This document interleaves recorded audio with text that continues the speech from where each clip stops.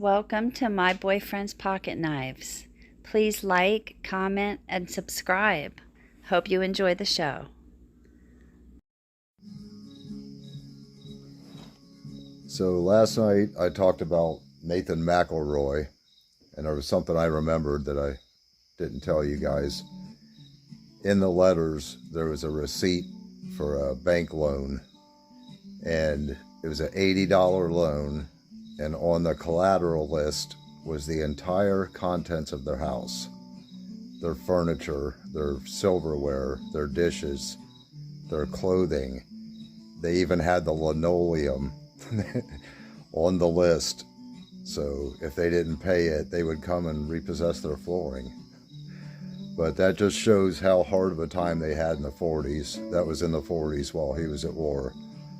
So yeah, I'm sure times were tough.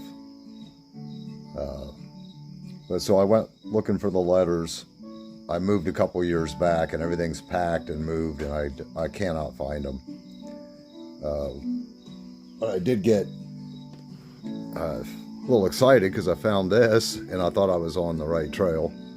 So I talked about the Stalag Loop 3 and how McElroy was in there. Well, I got this from, or I didn't get it, I'm sorry. This was $24 at Hollywood Video, but I got it for 99 cents. Yeah, I got reading the back. I actually didn't know it was a true story.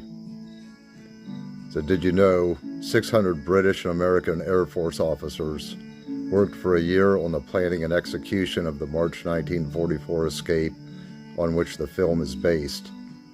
Although less than 100 prisoners made it out of the camp, it was the largest and most effective mass breakout of POWs in military history. So March 1944, those letters were dated September 44. So it's possible that he was already in there during the escape. So I just thought that was pretty cool. But yeah, I'm going to go over my military knives. I don't have too many slip joints. I've actually just got into slip joints in the last couple of years. As you could see, my focus was on military knives, machetes, all that. But yeah, here's my only US knife like this, and of course both back springs are broken. You find these back springs broken a lot. This one's a Camillus 1977, and that probably explains why it's not been used if the springs broke right away.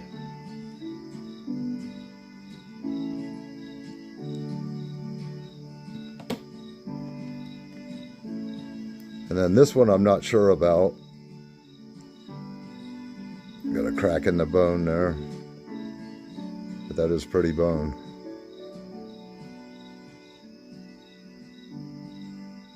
But it's steel liners,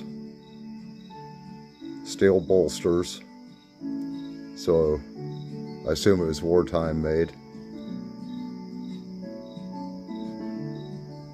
This one just says made in the USA.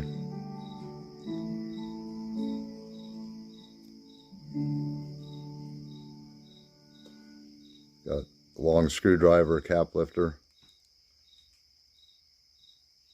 an old style can opener. Says can opener. That's got good snap. And the punch, or the awl. That is strong.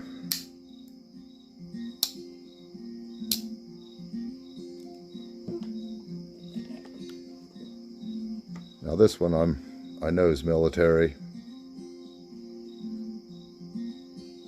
USA means US Army.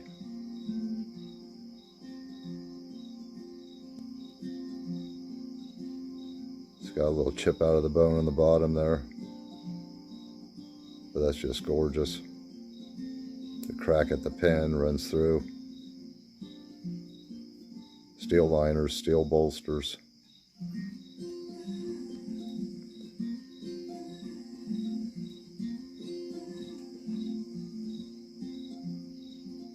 And this is a 4-line Camillus, or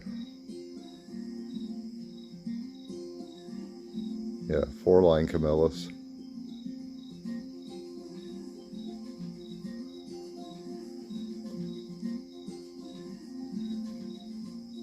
Screwdriver cap lifter.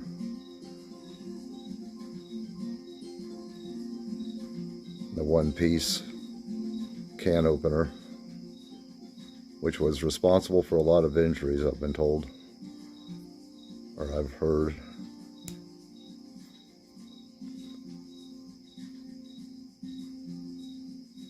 That looks sharp.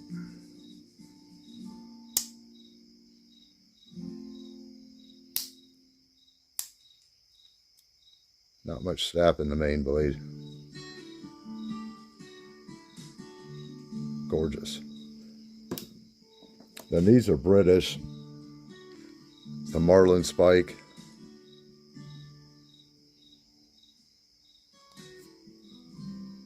Can opener. 1944 with the British Ordnance arrow.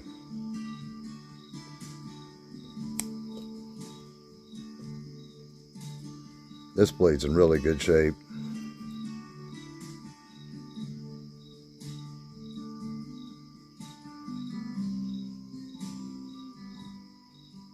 So this one's Joseph Westby, Sheffield.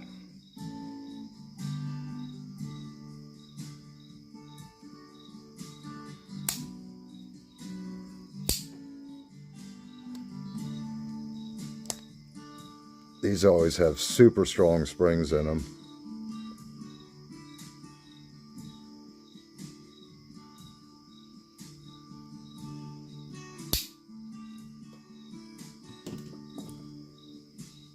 So I have another one.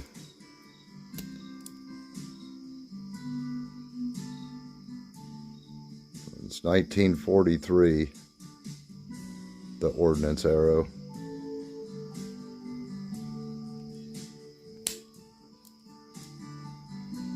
Again, real strong spring on that.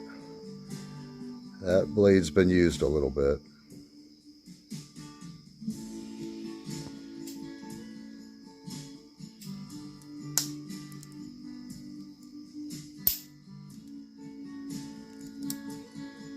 That Marlin spike's a little softer.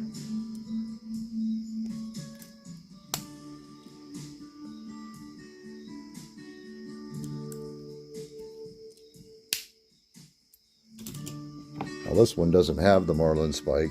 It's just a 2-blade. Looks like the handles have shrunk quite a bit. But they also have a screwdriver on the end.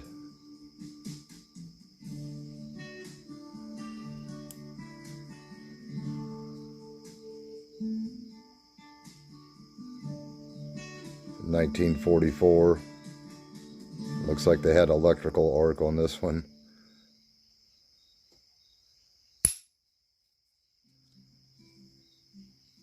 And that blade's been used even more.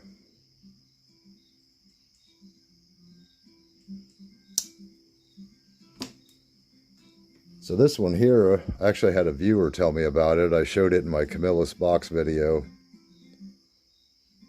And I'm really grateful he did, because I had no idea. I talked about how there's no line. The Camillus with no line. And he told me this was specially made for the Navy. And that instead of a punch, it has a pen blade. He said that would be more useful on ship, since they weren't using heavy rucksacks and leather.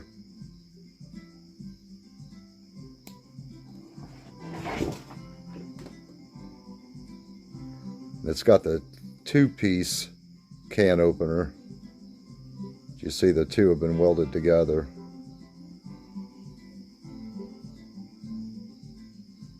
And it's supposedly stronger than the one piece.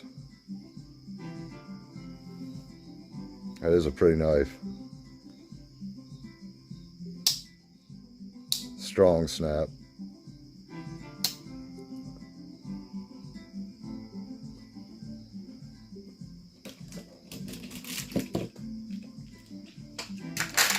All right, those are my slip joints.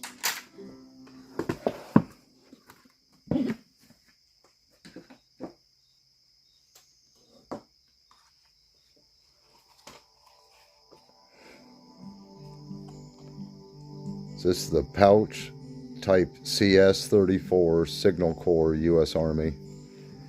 I found the leather pouch in an antique store. I think it was $7. It was empty. And it said tool pouch. That was all it said on it. So I grabbed that up because I knew the lifted dot was military.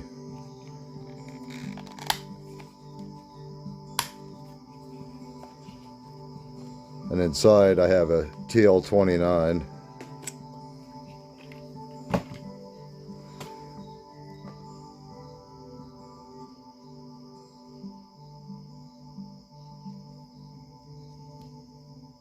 And for some reason, I seem to get a lot of Camillus.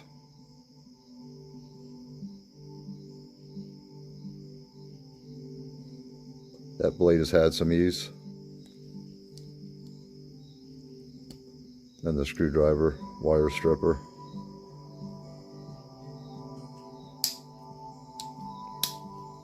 So the channel, The Things I Enjoy, did a good video.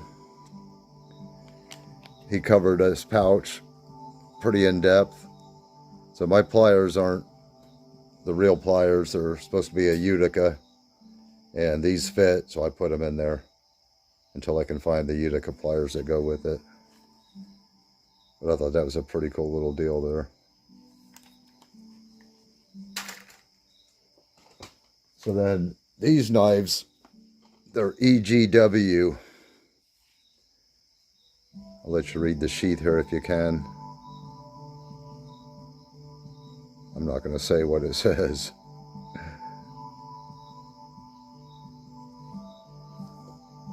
But these weren't officially military. I guess they didn't stand up to the testing, so they weren't accepted.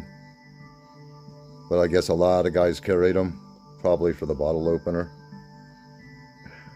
That's very important.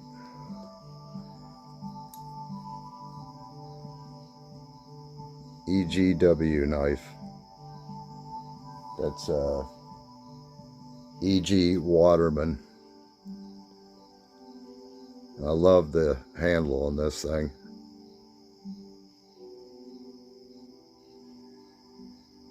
So I guess they had leather stacked handles and wood handles. And the wood handles are a little more scarce. They have a little bail, I guess you could call it. And it seems to be holding the pommel on because it wiggles and is loose, but the handle's very tight. So I'm not sure exactly how that's all attached.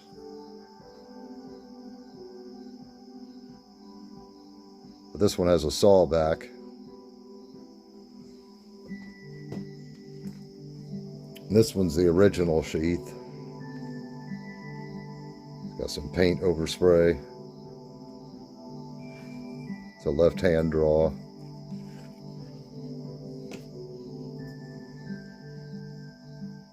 It's got a crack in the handle.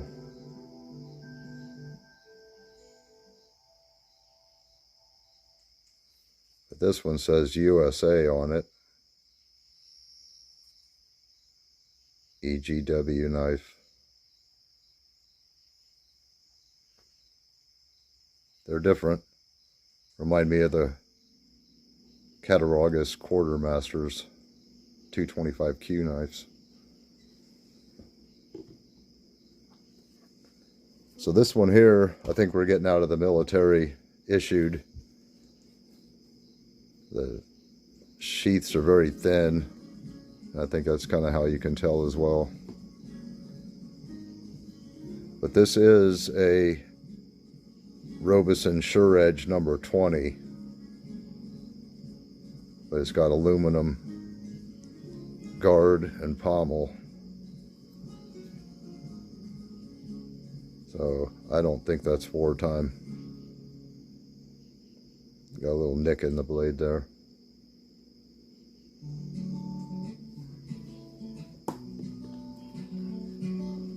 And this one, the sheath is pretty rough, more carvings.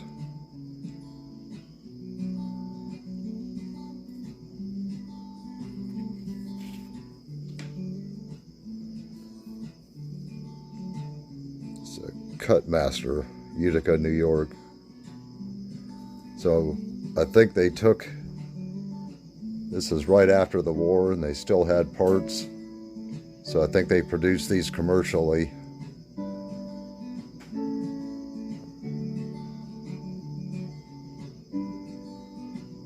Still a pretty cool knife. And then I didn't ever buy too many trench knives, as they call them, because it could have been made by anybody at any time, I suppose, so I didn't have a whole lot of faith in them. But this sheath I made is one of my early sheaths that I made.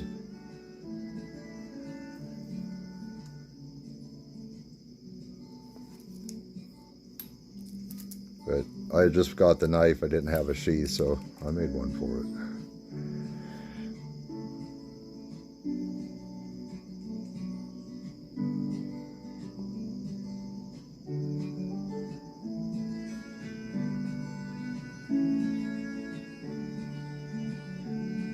Yep. But they say they made a lot of these in the machine shops. And it does look like it, the aluminum spacers. And the materials they had at the time is what they built the knives with. So I'm sure I didn't pay too much for it, but I really like it.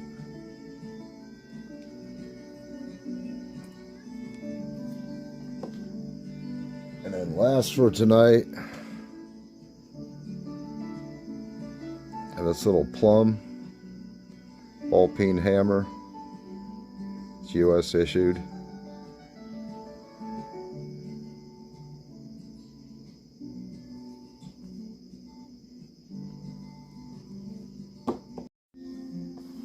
Yeah, so next time I'll do my US military bayonets and maybe some British bayonets as well. All right, thanks for watching.